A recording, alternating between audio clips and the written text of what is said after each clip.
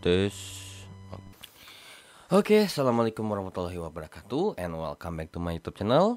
Nah, dan di video kali ini sekarang bukan untuk kalkulus ya, melainkan untuk kimia dasar, yang dimana kode mata kuliahnya adalah KIMD 4110. Oke, so kita mulai daripada modul pertama. Jadi modul pertama ini terkait dengan pengenalan kimia, kayak kurang lebih apa sih itu kimia, terus kimia itu kurang lebih bahas apa sih gitu ya, dan lain sebagainya, yang kalau kalian bisa baca lebih untuk materi lebih detailnya ada di bukunya ya. Oke, so kita langsung ke tes formatif pertama.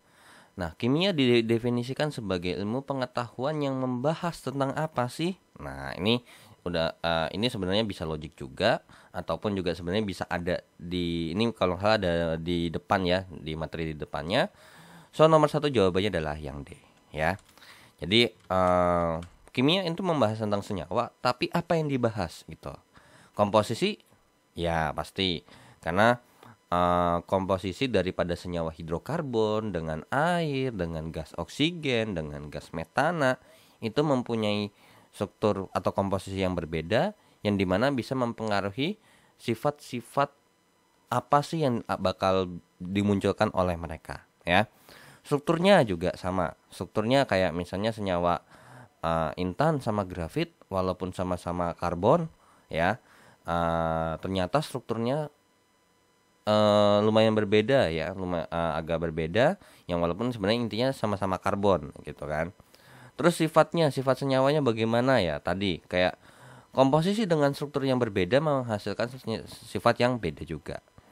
Nah, kemudian otomatis karena ini pasti nanti ada hubungannya sama reaksi, karena tidak semua senyawa kimia itu kalau direaksikan pasti bakal bereaksi, ada juga kok yang enggak gitu ya.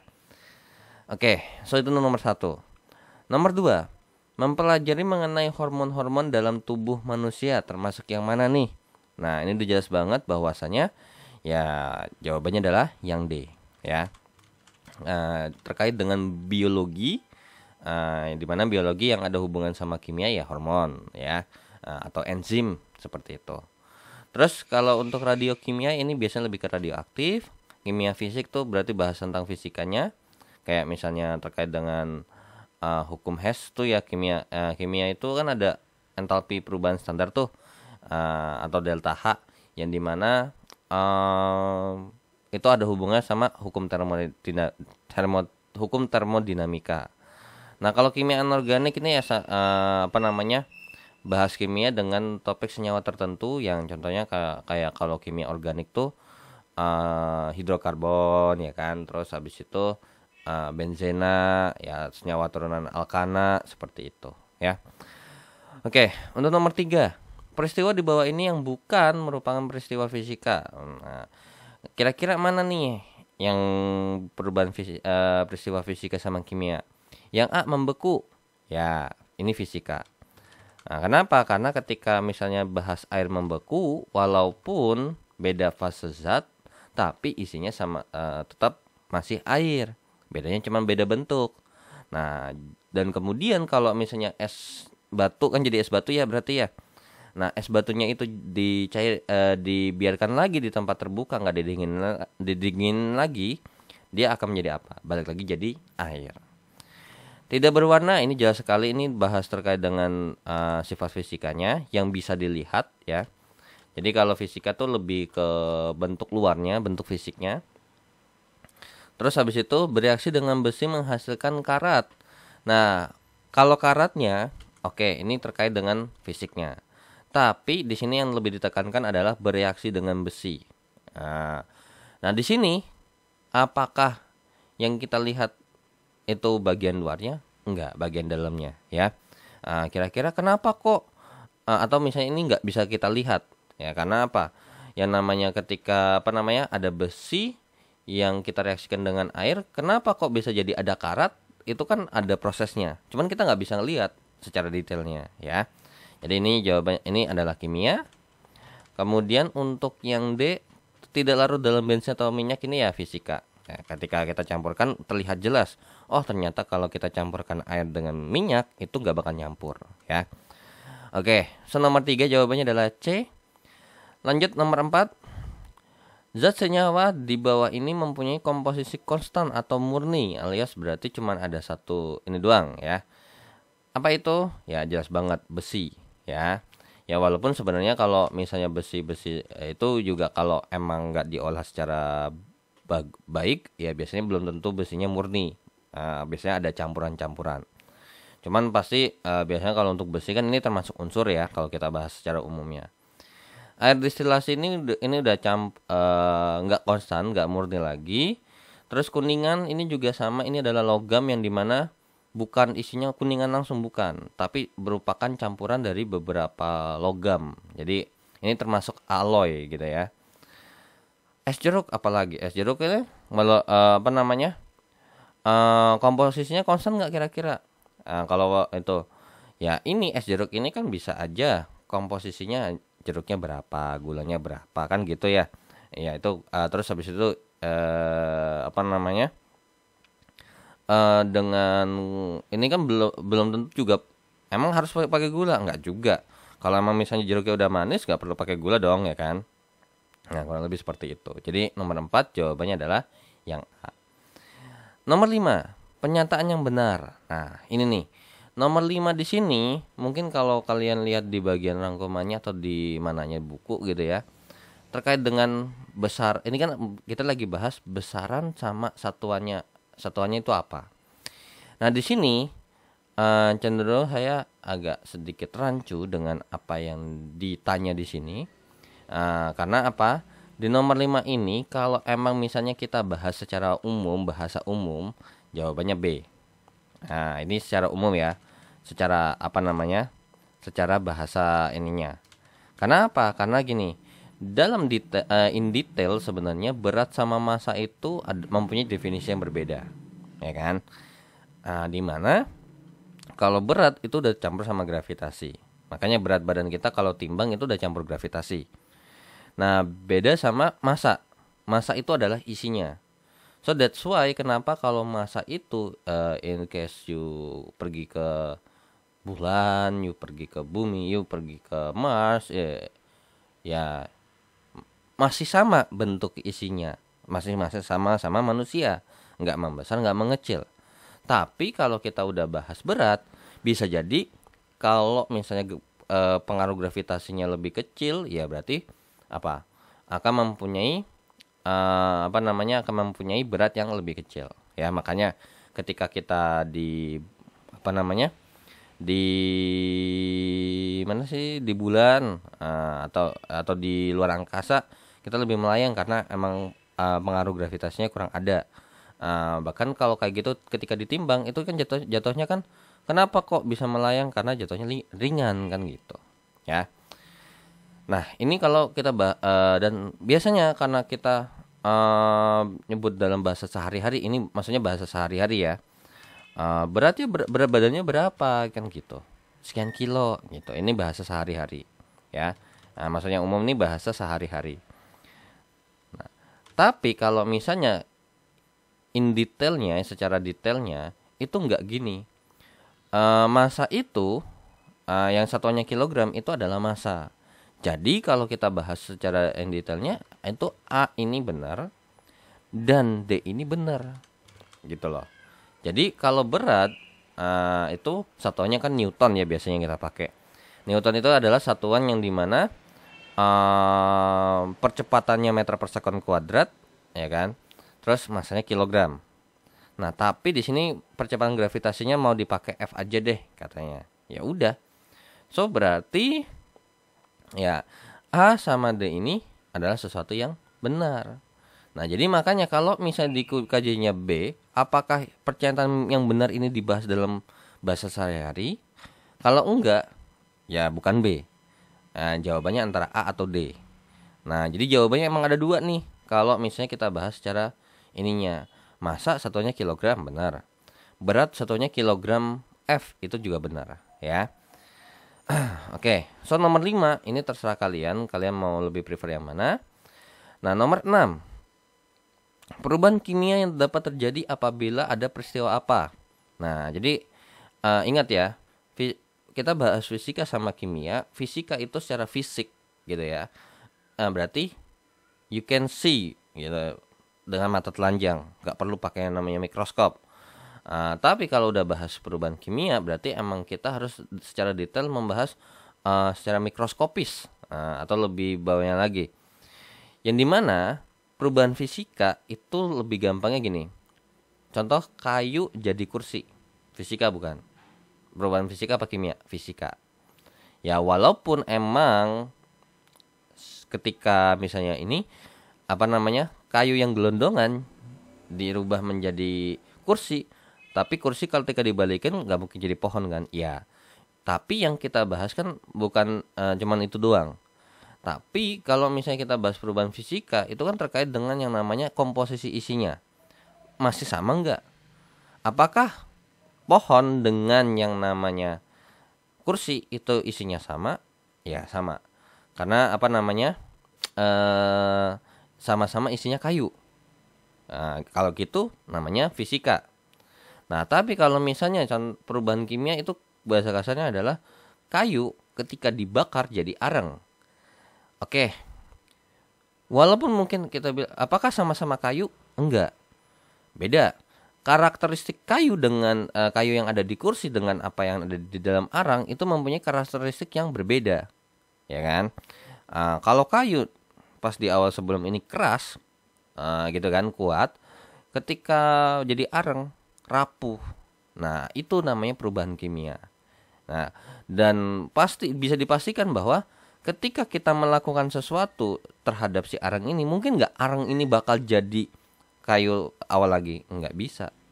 Nah, kalau misalnya kalau kayak kursi jadi pohon, itu kan kalau emang misalnya ditempelin satu-satu lagi, disusun dari yang udah dipotong tuh sampah-sampahnya sama ini digabung, ya itu bisa menjadi sebuah pohon walaupun emang udah nggak hidup lagi kan, seperti itu. Nah, jadi mana yang termasuk perubahan kimia? Ya jawabannya adalah yang A. Kalau yang B ini fisika, ini fisika, ini fisika, karena cuman terjadi perubahan bentuk aja, isinya masih sama ya. Nah jadi untuk perubahan fisika sama kimia, I think itu materi SD sama SMP kalau nggak salah. So kalian tinggal cari aja perubahan fisika versus perubahan kimia itu seperti apa ya. Oke, sekarang ke nomor 7. Satuan pengukuran untuk massa atom relatif. Ini massa atom relatif itu disingkat simbolnya itu adalah AR ya. Nah, kalau misalnya MR itu adalah massa molekul relatif ya. So bedain. Massa molekul relatif itu biasanya kita simbolkan dengan MR. Nah, ada nggak satuannya? Nggak ada. Lah, kok bisa gitu? Biasanya kan AR ini satuannya gram per mol. Nah, dalam dalam asalnya atau dari konsep asalnya itu sebenarnya AR daripada suatu atom ini kayak kita bilang X nih ya. Ini mempunyai rumus ya adalah massa rata-rata satu atom X dibagi dengan yang namanya 1/12 dikalikan dengan massa satu atom C12. Yang dimana ini kan satuannya atasnya kilogram nih, ya kan? Oke, ini kita tulis misalnya nih satuan kita anggap deh kita kasih suatu bla bla bla bla bla kilogram. Ini bawahnya juga bla bla bla bla kilogram. So karena sama-sama kilogram habis dong, ya kan? Nah, nanti jawabannya apa? Ya jawabannya adalah sesuatu yang nggak punya satuan. Seperti itu. Jadi ya emang satuan pengukuran dari massa atom relatif atau AR ini nggak punya satuan. Namun akan berubah ketika kita bahas kan kita punya rumus bahwasanya N ini sama dengan G per AR. Ya, jadi ini kan satuannya adalah nanti aja deh. Nah, dari sini berarti AR itu sama dengan apa? G per N kan? Nah, G per N. Oke, kita masukin lagi nih. Misalnya ada sebuah angka. Nah, ini biasanya satuannya adalah gram, karena kalau dalam kimia itu kan nggak bakal jarang banget ketika kita bahas kan apa namanya banyak gitu loh, ibaratkan nggak mungkin dong kita sampai kilogram bahkan sampai ke ton-ton ya kalau kita bahas, kecuali mungkin untuk industri. Nah, N ini adalah jumlah mol, yang satunya adalah mol. Nah, berarti ketika ini dihitung, maka satuannya jadi apa? Ya, gram per mol. Nah, inilah yang menyebabkan kenapa ada beberapa penulisan untuk satuan daripada AR ini bisa pakai gram per mol. Supaya apa? Supaya ketika kita mengerjakan di bagian sini, nanti satuannya jadi pas. Soalnya apa? Kalau emang misalnya ternyata nggak ada satuan, berarti N-nya ini bukan mol, melainkan gram lagi. Nah, jadi definisinya beda lagi kan. Nah, seperti itu. Cuman in konsep dasarnya, in basic konsepnya, AR itu nggak punya satuan karena fokus daripada rumus utamanya itu adalah yang ini, ya. AR daripada suatu atom X atau suatu atom adalah massa rata-rata satu atom tersebut dibagi dengan 1/12 kali dengan massa satu atom C12. Oke. So, kita lanjut ya ke soal berikutnya. Nah, ini untuk tes formatif 1 dan kita akan lanjut ke tes formatif yang kedua. Nah, oke. So, kita hapus untuk soal nomor 1 sampai nomor 7-nya, atau gimana kita tes formatif yang pertama. Nah, untuk tes formatif kedua, ini juga masih terkait dengan pengenalan kimia juga. Jadi untuk nomor 1 ya, terkait dengan lignin. Lignin itu adalah zat kayu. Cuman dia lignin ini dibilang kayak intinya ada di tumbuhan lah ya, lebih tepatnya. Nah, termasuk yang mana nih? Salah satu komponen yang mana? Nah, dia termasuk adalah bukan selulosa kayu. Ya, jadi jawabannya adalah yang C. Oke. Nomor 2. Nah, kalau selulosa kayu bagaimana? Kalian bisa googling ya. Selulosa kayu itu kalau nggak salah ada yang namanya zat selulosa juga ya. Terus habis itu ada ini. Dia ini termasuk ke jatuh itu kayak model karbohidrat ya. Oke, nomor 2. Barang yang bukan berasal dari petrokimia. Petrokimia ini terkait dengan bisa kita katakan hubungan dengan minyak bumi ya. Petrol, minyak bumi. Nah, mana yang bukan termasuk hubungan sama minyak bumi alias ininya itu adalah yang bagian kertas ya. Jadi nomor 2 jawabannya adalah yang B. Plastik itu termasuk loh ya turunan daripada minyak bumi, cat juga sama karena komponen-komponen itu ada hubungan sama turunan-turunan senyawa daripada minyak bumi. Oke. Makanya kalau mungkin kalian pernah lihat ini film, emang nggak secara ilmunya nggak salah ya. Ketika ada tuh plastik atau kursi plastik dikasih bakteri tertentu, yang dimana bakterinya ini bakterinya itu terkait dengan yang namanya menghancurkan minyak bumi supaya biar menguasai minyak buminya sendiri gitu kan. Jadi yang punya orang lain dimakan habis, plastik itu dimakan. Ya emang bener, karena plastik itu adalah terdiri daripada senyawa turunan daripada minyak bumi ya. Nomor 3, yang termasuk plasticizers alias terkait dengan untuk meningkatkan kualitas plastik, mengurangi gesekan ya. Terus habis itu biar lebih biar nggak terlalu terlalu rapuh.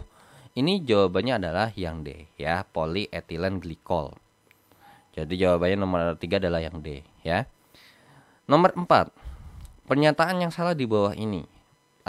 Plastik adalah senyawa kimia yang mempunyai molekul besar, iya, karena ini ada hubungannya sama polimer. Jadi polimer ini mempunyai molekul yang besar.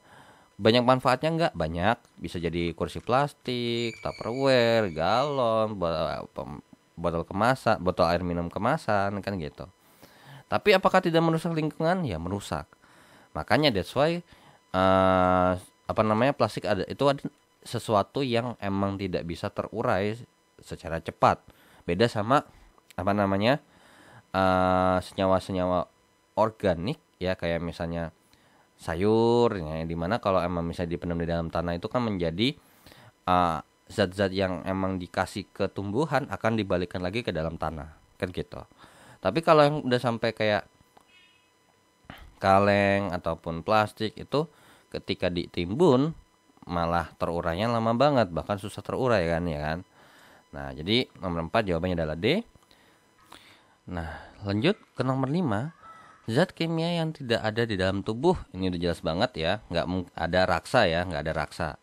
Raksa itu yang biasa dipakai untuk mengisi termometer ya. 6. Contoh zat yang dapat digunakan sebagai penggosok. Ini jawabannya adalah yang D ya.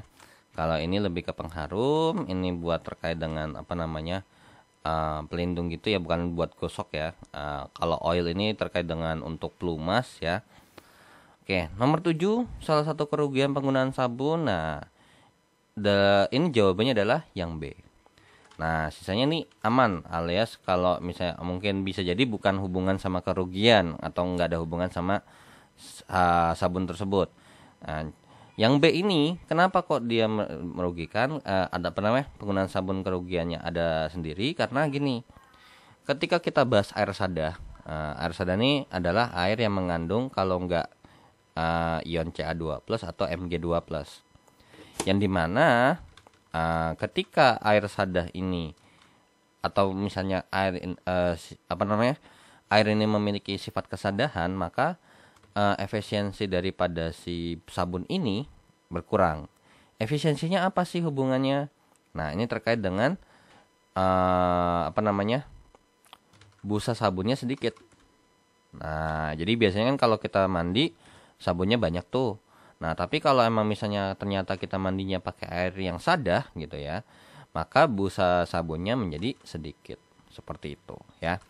Jadi tidak dapat bekerja baik dalam sesuatu yang mengandung logam tertentu ya. Ini karena ini sesuatu ada unsur logamnya ya. Ini kan kalsium, ini logam, magnesium ini logam.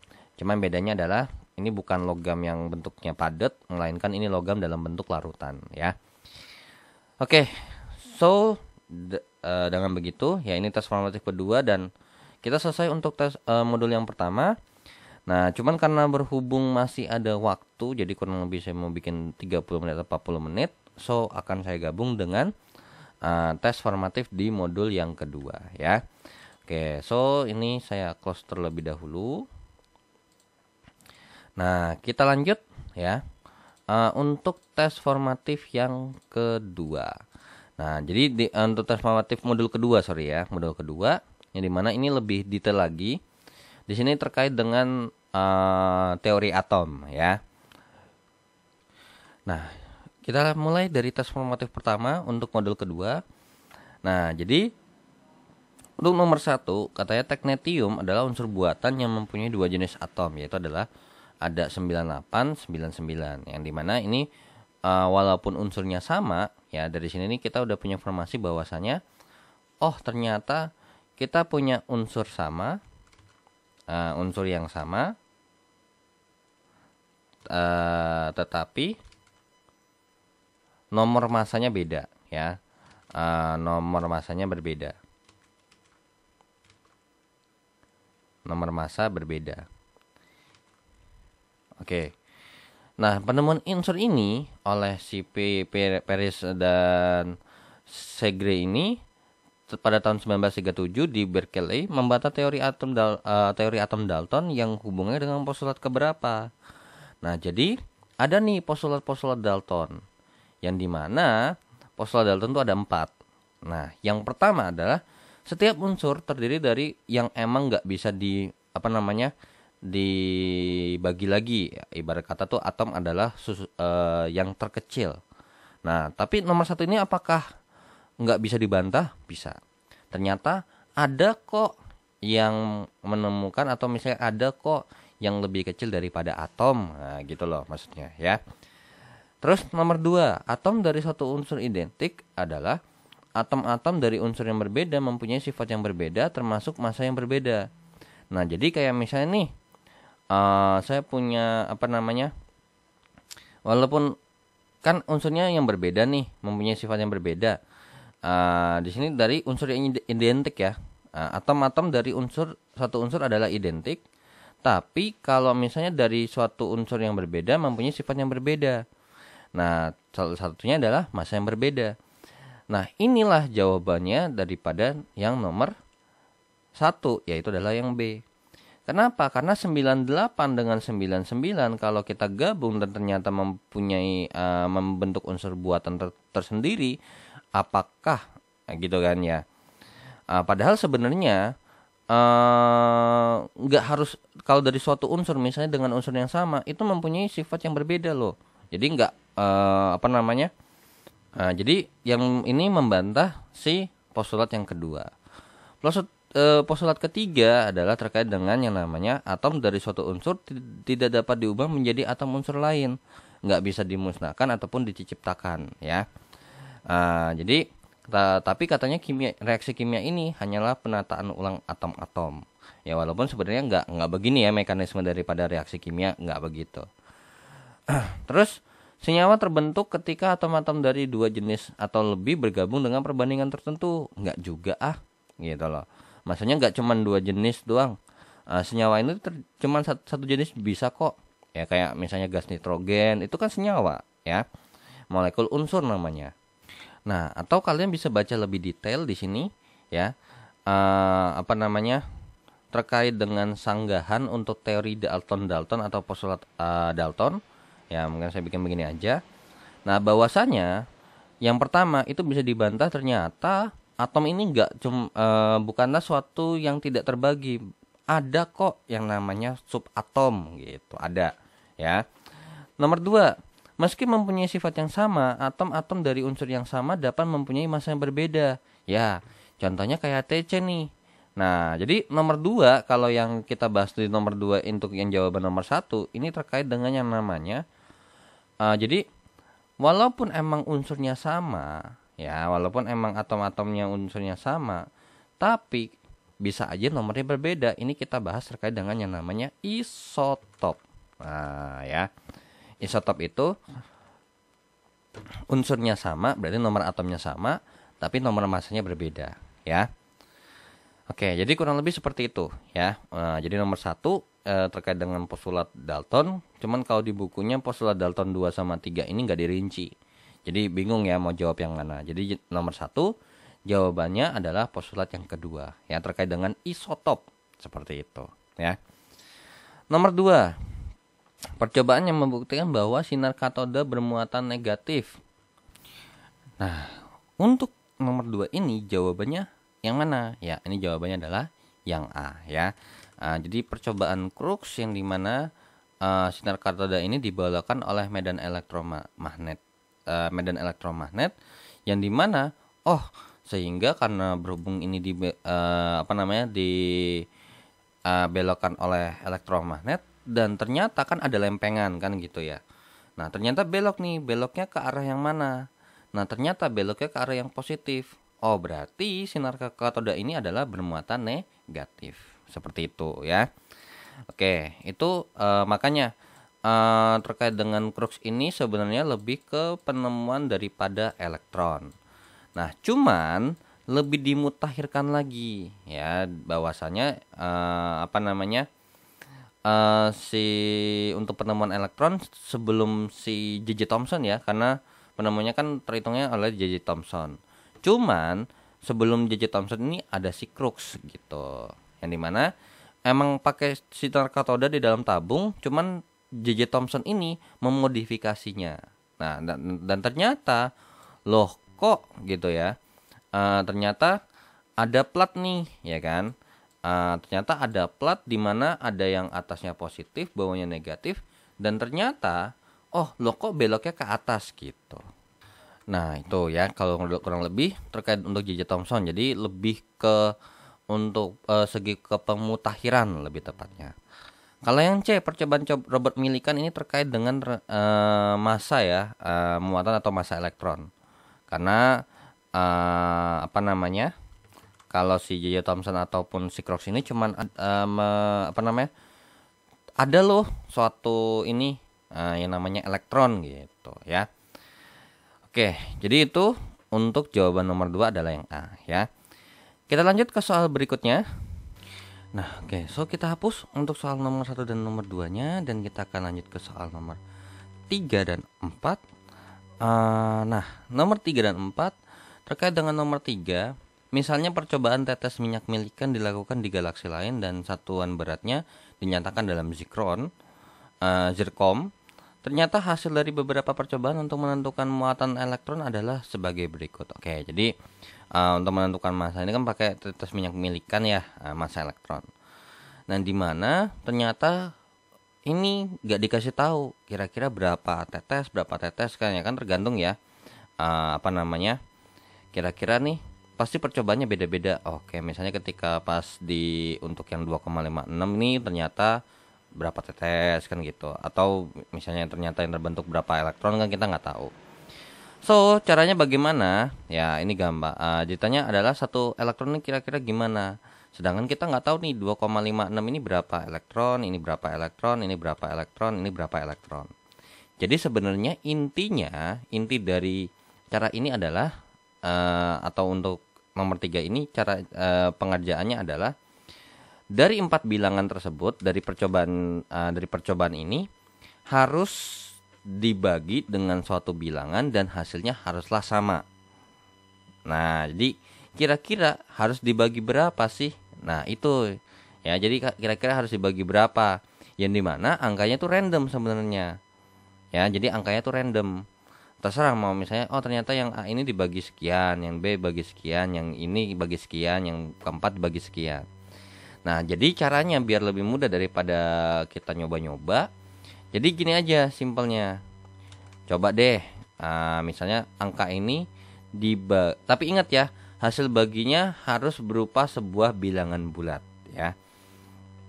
Oke, jadi 2,56 ini anggap aja saya kasarnya adalah kan ini paling kecil nih, ya kan, di antara yang ini adalah paling kecil, berarti paling sedikit. Nah, jadi saya anggap ini adalah satu elektron gitu. Jadi satu elektron ini saya anggap dulu 2,56 ya dari data ini. So, setelah dibagi dengan jadi ini dibagi sama 2,56 ya. Dibagi dengan 2,56 maka jadinya apa? Yang pertama dia 1. Terus 3,84 dibagi dengan 2,56 itu 1,5. Terus yang ketiga ini berubah menjadi yang namanya 3 ya. 3. Kemudian untuk 5,12 ini kalau dibagi dengan 2,56 dibagi hasilnya adalah 2. Oh, ternyata kagak bulat nih, ada yang desimal. Ya udah, berarti hasil bukan dibaginya salah, kita akalin lagi. Berarti bukan dibagi 1,256 ternyata. Ya udah, apakah harus kita coba lagi harus dibagi berapa? Ya nggak perlu. Karena secara matematis kan namanya kalau misalnya saya punya angka 5 nih, supaya supaya biar hasilnya bilangan bulat, atau ini saya bagi 2 deh. Nah, ternyata kan hasilnya 2,5 tuh. Nah, misalnya saya mau supaya dia jadi bilangan bulat, 2,5 ini dikali berapa supaya jadi bilangan bulat? Ya kali 10. Nah, jadi hasilnya 25 semisal ya. Nah, ini kan juga sama kan dong, langsung dikali 10. Nah, ya kan? Nah, jadi sebenarnya 5 dibagi 2 kali 10 ini sama aja kayak 5 kali 5, yang jawabannya adalah 25 gitu. Jadi sebenarnya nggak harus kita coba ulang lagi dibagi berapa sih. Nah, jadi langsung aja. Supaya bilangan bulat, dan ini kan ada desimal, berarti supaya dia jadi bilangan bulat kita kali berapa nih masing-masingnya? Ya, semuanya ini kita kalikan dengan 2. So, jadinya 2, 3, 6, 4. Nah, karena dia sudah bilangan bulat, apa yang harus kita lakukan? Kan gitu. Nah, kalau emang misalnya pas ternyata dibagi dari suatu bilangan ini dibagi hasilnya adalah bilangan bulat, ya kan? Nah, tapi sebelum itu ini konteks di sini dibagi 2,56 ini kita anggap kita misalkan aja satu elektron tuh sebesar 2,56 ya. Nah, ternyata setelah kita bikin, ternyata pas dibagi 1,256 ini ternyata angkanya nggak bagus, makanya dikali dengan 2. Ya udah, berarti kalau misalnya saya punya satu elektron dibagi dengan 2,56 ini hasilnya nggak bulat, berarti kan sesuatu dibagi dengan 2,56 dan supaya dia menghasilkan bilangan bulat, hasil bagi ini dikali dengan 2, berarti ini sama aja kayak gimana? Ya, berarti sama aja kayak ini kita bagi sama-sama bagi 2 ya. Ini 1,28. Jadi ini kan tadi kita beranggapan adalah satu elektron adalah dengan begini. Terus kita kali 2 karena supaya bilangan bulat. Nah, ya udah, berarti ini sama aja kayak sesuatu dibagi dengan 1,28. Ya udah, berarti dari sini dapat ditentukan bahwasanya ya satu elektronnya ini kurang lebih 1,28. Ya, jawabannya adalah yang D. Seperti itu ya. Nah, jadi 1,28 ini juga bisa kalau kalian mau bilangnya dari sini nih. Kan udah dibagi nih, ya kan? Ternyata hasilnya segini. Ya udah, berarti supaya dapat tadi kan supaya dapat 2,5 dapat 1,53 sama 2 ini kan 2,56 dong, ya kan? Ya udah, dilanjutkan lagi dengan apa? Nah, dengan cara adalah ya apa namanya? Masing-masing dari angka yang ada di merah ini, yang di lingkaran warna merah tuh dibagi sama yang ini. Sehingga berarti yang untuk yang pertama 2,56 bagi dengan 2 jadinya 1,28.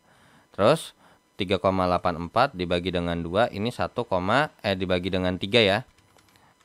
Adalah 1,28. Terus 7,68 dibagi dengan 6 itu jawabannya 1,28. Terus kemudian 5,12 5,12 dibagi dengan 4 itu adalah 1,28 juga. So, kesimpulannya apa? Satu elektronnya ini adalah 1,28 yang dimana kali dengan 10 pangkat min 12 zirkom. Seperti itu ya. Kenapa kok tiba-tiba 10 pangkat min 12? Ya sebenarnya kalau kita ngitung ya 10 pangkat min 12 nya harusnya diikutin. Cuman karena berhubung ini 10 pangkat min 12 nya sama, ya pasti makanya di sini jawabannya 10 pangkat min 12 semua. So, apa? Ya udah, kita perlu hitung depannya aja. Belakangnya nggak perlu dihitung nih yang bagian sini, ya. Jadi kalau misalnya ternyata kalau bagi hasilnya ini nggak sama, ya berarti ulang lagi di bagian sininya. Nah, that's why. Tapi biasanya kalau kita lakukan hal seperti ini kan pasti hasilnya baginya sama kan? Karena kalau secara matematis kan begini nih. Satu elektron muatannya adalah ini dibagi dengan sesuatu dikali dengan sesuatu dan kemudian ini apa kan gitu ya. Nah jadi kalau misalnya yang bagian sini ketika yang terakhir ini hasil baginya nggak sama, posibilitasnya kenapa? Karena ya bagi dengan angka random. Misalnya nih, kan harusnya dibagi yang 2,56 bagi 2, yang 3,84 bagi 3, yang 7,68 bagi 6, 5,12 bagi 4. Nah, ini dibagi 2, bagi 3, bagi 6, bagi 4 kan karena berhubung kita punya seperti ini. Nah, tapi kan sebelumnya saya juga bilang, berarti ini boleh dong saya ganti angkanya sebenarnya, boleh. Tapi pastikan hasil baginya sama. Kalau misalnya ternyata saya mau bagi ini jadinya 4, 6, 12 sama 8. Kira-kira hasil baginya sama enggak? Gitu loh, ya. Nah, tapi biasanya kalau misalnya emang angkanya random banget, ya biasanya pasti kemungkinan besar apa? Ya beda hasilnya, ya. Nah, kalau beda berarti coba lagi angkanya diganti. Nah, jadi maksudnya kalau misalnya ini angkanya beda, dicoba lagi dari awal, mungkin pas nentuin di bagian sininya nih ada salah ngitung, nah, apa gimana gitu ya. Ya, jadi seperti itu kurang lebih untuk nomor 3. Dan kita lanjut ke soal nomor 4. Neutron merupakan salah satu partikel pembentuk atom, dibuktikan keberadaannya dengan menembakkan sinar alfa pada logam Be. Percobaan ini dilakukan oleh siapa? Ini ada di materi di depannya ya.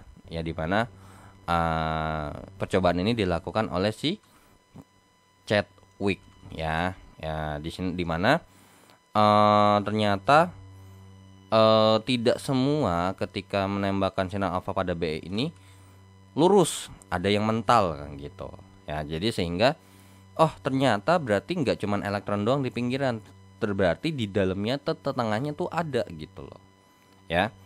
Oke, so makanya ditemukan kalau nggak salah ini terkait dengan inti atom kalau nggak salah ya. Nah oke, so kita lanjut ya ke soal nomor berikutnya. Kita hapus nomor 3 dan 4-nya. Nah nomor 5, 6, dan 7 terkait dengan nomor 5, kira-kira harga perbandingan muatan terhadap massa daripada proton. Nah, proton berarti ini terkait dengan muatan proton ya. Kita bilang Qp, di mana muatan proton ini adalah plus pastinya. Yang dimana proton ini bermuatan 1,6 kali 10 pangkat min 19 kolom. Ya, 10 pangkat min 19 kolom. Nah, terus untuk massa proton itu kurang lebih adalah sebesar 1,67 dikalikan dengan 10 pangkat min 27 kg. Ya udah, berarti ditanya E per M alias Qp per MP. Berarti ini pasti positif ya. So jawabannya kalau nggak B ya D. Nah ini langsung aja, berarti masukin 1,16 kali dengan 10 pangkat min 19 dibagi dengan 1,67 kali 10 pangkat min 27. Nah ini jawabannya berapa nih? sorry. Ini ada sesuatu yang salah, ini 1,6 ya. Nah jadi kalau saya hitung lagi 1,6 bagi dengan 1,67 itu jawabannya adalah 0,958 ya. 0,958 kali 10 pangkat 8 ya, kolom per kilogram.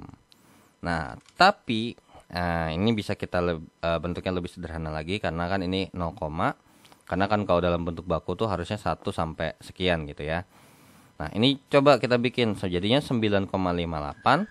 Kalau ini komanya maju 1 berarti ini berkurang 1. Jadinya 9,58 kali dengan 10 pangkat 7 kolom per kilogram ya. So jawaban daripada soal nomor 5 adalah ya yang D. Ya sebenarnya kalau emang kalian mau cari versi langsungnya daripada E per M, yang dimana proton ini kurang lebih bisa kita ibaratkan adalah terkait dengan ion hidrogen ya, ion hidrogen. Seperti itu ya, atau H+ lah, yang dimana mempunyai perbandingan antara E per M-nya adalah sebesar segini ya. Cuman kalau emang kita mau lebih detail secara kalkulasi data yang ada ya, kalau proton kurang lebih seperti ini, terus MP-nya kurang lebih seperti ini, yang dimana ingat ini adalah bentuk daripada pembulatan, yang dimana massa proton tuh aslinya nggak segini ya. Tapi karena berhubung ini ya udah 9,6 lah, beda tipis lah yang nggak ada masalah, beda 0,05 ya sudah. Berarti emang jawabannya kan pas ya, beda tipis aja karena faktor pembulatan. Nomor 6.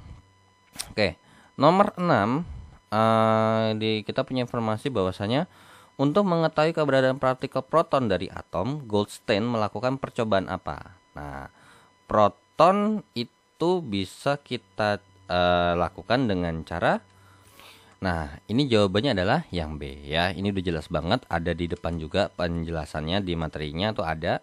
Jadi untuk menemukan atau keberadaan partikel proton dalam atom, Goldstein melakukan percobaan, yaitu adalah membuat tabung sinar katoda yang katodanya diberi oleh lubang.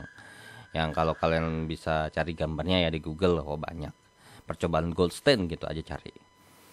Nomor 7. Ion yang perbandingan muatan terhadap E-nya hampir sama dengan Em proton adalah ion dari unsur.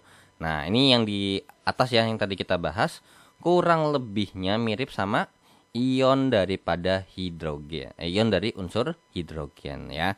So nomor 7 jawabannya adalah yang A ya. Nah, oke. So kita lanjut ya. Ini kan modul kedua, tes formatif pertama. Nah, kita akan lanjut ke tes formatif yang kedua. Oke, teori atom yang menyatakan bahwa proton dan elektron tersebar secara merata dalam atom dikemukakan oleh, ini jelas banget bahwasanya ini lebih ke ini apa namanya yang tersebar secara merata tuh elektronnya ya. Jadi jatuhnya tuh ini adalah Rotikismis ya. Kalau misalnya de Broglie ini bukan hubungan sama teori atom, dia lebih ke teori mekanika kuantumnya ya, di bagian terkait dengan mekanika kuantum. kalau Rutherford atau Bohr ini udah spesifik, ada proton, ada neutron, ada elektron, yang dimana elektronnya ini punya lintasan tersendiri ya. Oke, jadi nomor 1 jawabannya D ya. Kalian juga bisa baca di bukunya, sudah jelas sekali bahwasanya ya jawabannya adalah yang D.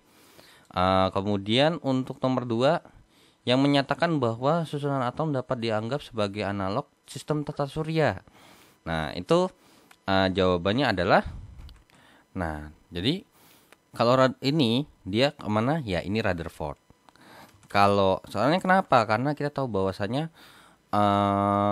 ini sebenarnya logik aja ya. Kalau emang kalian tahu gambarnya, walaupun nggak tahu teori detailnya, kalian bisa ini sih sebenarnya bisa tahu kira-kira kurang lebih seperti apa sih gitu loh. Apa namanya terkait dengan apa namanya? Coba saya bisa kopas nggak di sini? Oh, ini bisa. Nah, jadi apa namanya? Dari gambar seperti ini, kalau kalian masih ingat terkait dengan materi SMA ya, terkait dengan teori atom, bahwasanya yang namanya planet itu kan kita tahu bahwa bentuknya tuh oval, nggak ada aturannya kayak misalnya ini. Cuman supaya mempermudah kita belajar kan, apa namanya, planet itu kurang lebih atau sistem tata surya tuh kayak yang nomor 4 kan. Padahal aslinya enggak. Aslinya tuh lebih ke nomor 3 modelnya. Nah, tapi di sini juga untuk nomor 2 itu juga ada dijelaskan materi di depannya, ada kok di depannya. Ada tuh di halaman berapa? Dia menjelaskan bahwasanya kalau untuk Rutherford itu ada 4 poin ya terkait dengan apa namanya? Percobaan-percobaan yang dilakukan oleh si Rutherford tersebut ya. Salah satunya percobaan dari hasil dari percobaan Rutherford bahwasanya dia mengatakan bahwasanya tuh susunan atom itu kayak ibaratkan sistem tata surya. Jadi inti atom itu kayak matahari dan elektronnya itu adalah planet-planetnya. Seperti itu ya. Oke, itu nomor 2 jawabannya B. Nomor 3 ini juga ada di buku ya. Kalian bisa baca lebih teliti lagi karena ini agak nyempel emang tempatnya. Bahwasanya dalam model atom Bohr, elektron yang berada dalam keadaan tidak memancarkan radiasi ini adalah dalam keadaan dasar. Ya, yang dimana dalam keadaan dasar ini adalah dalam keadaan yang stasioner seperti itu ya. Nah, yang dimana stasioner ini bisa dikenal dengan keadaan ground state ya, keadaan dasar. Oke, jadi itu untuk nomor 1 sampai nomor 3-nya dan kita akan lanjut ke soal berikutnya.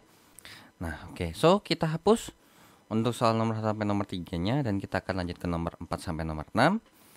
Nah, untuk nomor 4 kita punya informasi ini terkait dengan hitungan ya.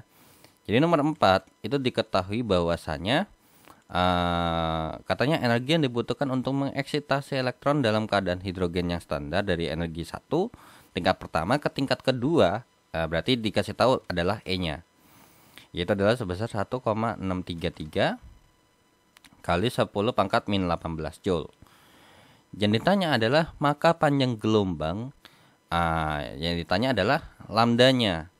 Nah, kira-kira kita pakai rumus yang mana nih? Ya, ini rumusnya adalah E sama dengan HC per lambda. Ya udah 1,633 kali 10 pangkat min 18. Dan untuk H ini adalah konstanta Planck yang dimana besarnya adalah 6,62 kali dengan 10 pangkat min 34 dikalikan dengan C ini adalah kecepatan cahaya yang nilainya 3 kali 10 pangkat 8 meter per sekon per lambda. Nah, jadi ini satuannya adalah meter per sekon. Ini satuannya adalah joule kali sekon ya. Kalau ini satuannya adalah joule. Oke. Nah, ini nanti satuannya adalah meter berarti ya.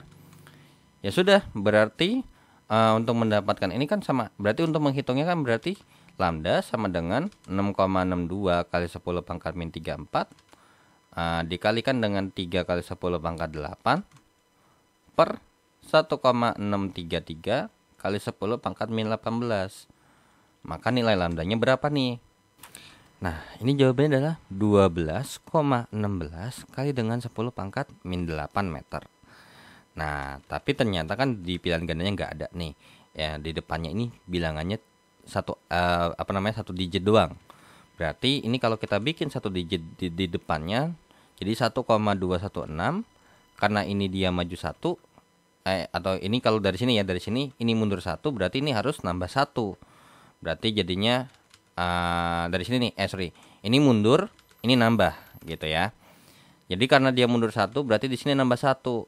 Jadinya berarti min 8 tambah 1 ya berarti min 7 ya. Oke, jadi jawabannya adalah yang domba. Oke. Nah, sebenarnya bisa nih diakalin daripada ini, sebenarnya boleh. Akalinnya begini. 12,16 itu kan setara dengan 1,216 kali 10 dikali dengan 10 gitu kan. Nah, ya udah, berarti 1,216 kali dengan 10 kali 10 pangkat min 8. Nah, jadinya berarti 1,216 kali dengan 10 pangkat. Nah, kalau dikali, pangkatnya kan ditambah. 1 tambah min 8 ya jawabannya adalah min 7. Nah, jadi kalau kalian mau ngidenya pakai kayak gini boleh, ya bebas. Oke, jadi nomor 4 jawabannya D. Dan untuk nomor 5, untuk menghitung energi dari frekuensi dari ini berdasarkan teori atomnya siapa? Nah, ini jawabannya adalah yang B ya.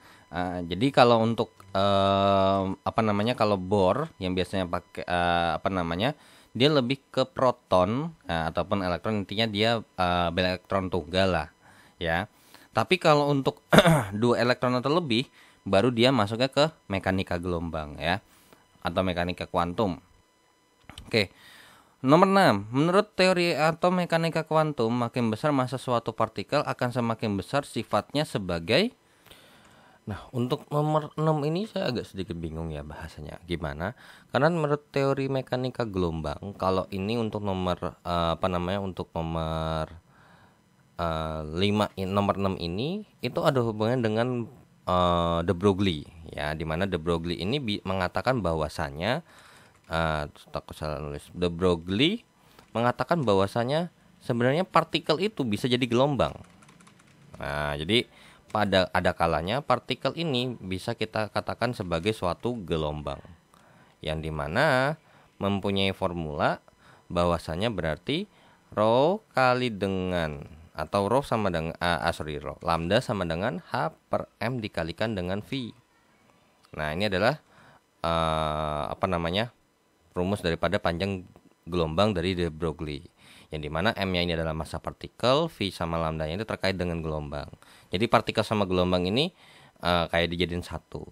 Nah, tapi di sini makin besar massa suatu partikel akan semakin besar sifatnya sebagai apa? Kalau misalnya kayak gini, mungkin kalau kita lihat ternyata semakin besar kalau kita hubungkan dengan gelombang ya, terkait dengan panjang gelombangnya, maka kita katakan bahwasannya di sini rho ini sebanding dengan 1/m alias berbanding terbalik. Artinya berarti ketika M-nya semakin besar, lambdanya semakin kecil. Nah, jadi sifat gelombangnya semakin kecil. Nah, ini semakin besar. Ya udah, berarti kalau bukan gelombang ya sudah, tersisa jawabannya adalah partikel, seperti itu ya. Oke, jadi ini pilihannya antara A sama B. Nah, cuman kalau pas kita lihat dari sini, oh ternyata kalau kita bahas baik gelombang, jawabannya gelombang nggak sesuai ya. Nah, oke, so dengan begitu ya, saya sudahi dulu untuk pembahasan kimia dasar untuk modul 1 dan modul kedua. Dan terima kasih yang sudah menonton video ini, dan jangan lupa untuk di like dan di share, di subscribe channelnya jika bermanfaat. Dan thanks juga yang sudah donasi di saweria.co sebagai bentuk apresiasi dan bentuk bantuan secara membantu perkembangan channel ini secara finansial. Dan jika ada kekeliruan atau pertanyaan, langsung saja di chat di kolom komentar. Dan saya izin pamit. Wassalamualaikum warahmatullahi wabarakatuh. See you in the next video. Bye bye.